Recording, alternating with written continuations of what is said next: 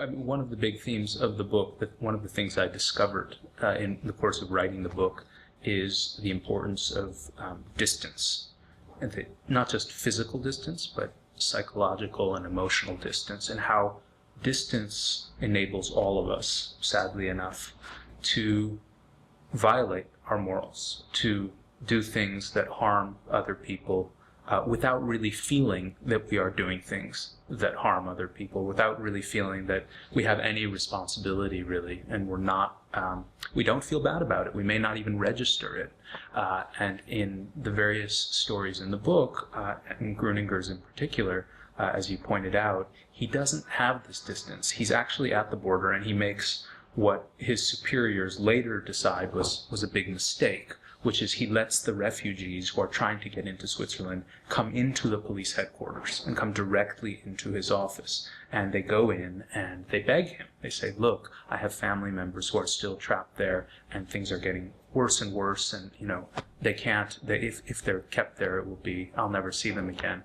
And his daughter, who I interviewed, said, facing these individuals, he felt he could not do anything but allow them, and felt there really wasn't, in a sense, anything else he could bring himself to do. Now, if he had been sitting at a desk hundreds of miles away, and someone else had those encounters, and they sent him a telegram explaining what was going on, and said, these refugees are coming in, but we passed a law that says we can't have refugees in, would he have done the same thing?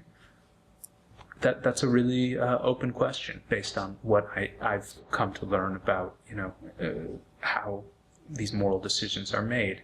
The proximity kind of jarred him into both feeling his own personal responsibility in the situation and breaking down the distance from the victims of the policy, right? The people who were very far away, as actually everywhere in the world today, when a law is passed and it has some consequence for people who are very distant, refugees or immigrants trying to leave Mexico and enter the United States right now, or people fleeing conflict zones and moving into safer locales.